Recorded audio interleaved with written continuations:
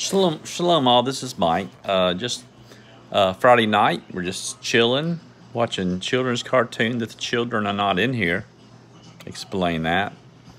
Wife's chilling, and I'm sitting here chilling, and just thinking about we did our Friday night family night, and we used this book right here, Service from the Heart.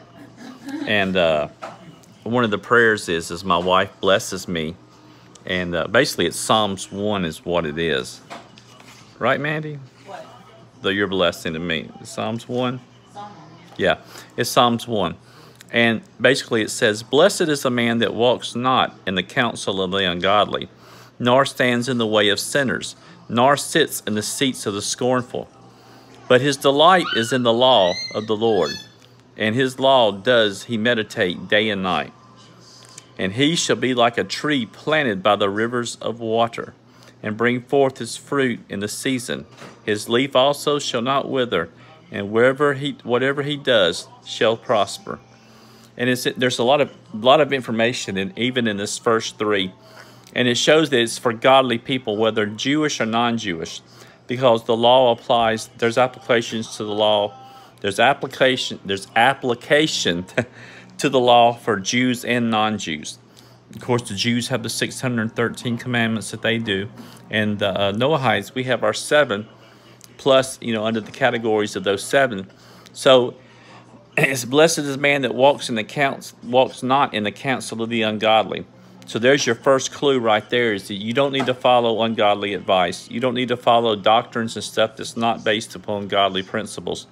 Anything that would take you away from the Creator, anything that would take your affection away from the Creator, those are things that you need to stay away from. And do not stand in the ways of sinners, nor sit at the seat of the scornful. Be careful of the company that you keep. That you are guilty by association a lot of times, whether it's fair or not.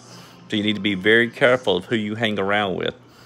But your delight, and I'm changing the wording there, but his delight. Your delight is the law of the Lord, and his law does he meditate day and night. How seriously do you take these laws that are written in here? These commandments, to love the Lord your God, to not blaspheme his name, not to steal, no sexual immorality. All of these laws that we have, I know I find myself meditating day and night on these things of how I can get better at observing these laws and how they can become more real within my life. Oh, we got a guest speaker here. Hold on. Say hey, Andy. Say hey. Hi. You see, and these Andys, they watch you when you get older. They see how you walk, and they watch how you behave and stuff like that. And that's how they learn their behavior, is through you. But it said, but here's where I wanted to get to. Thank you. "And he shall be like a tree planted by the rivers of water that brings forth fruit." Now let me tell you, rivers, water, oceans all symbolize the Torah. In other words, whenever you're reading that within the scriptures, rest assured that when you're talking about water, it's talking about the Torah. And it says, so I'm going to reword it. "And he shall be like a tree planted by the rivers of Torah, and bring forth fruit in his season. His leaf shall not wither." So we see, if you meditate in the laws of the Lord and you meditate in the scriptures, Jew or non-Jew, you're going to be strengthened. You're not going to wither as you get older. Your youthfulness is going to stay. You're going to have joy abundantly. You're going to have love for your brother, your fellow man.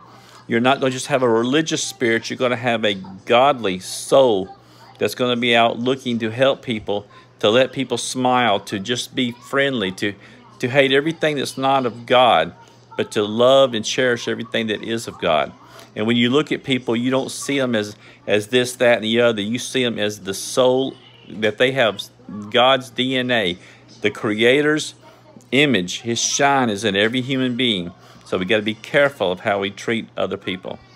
So just want to share a brief word on this Friday night, and I just hope you have a great night, and hope maybe think about what I just said.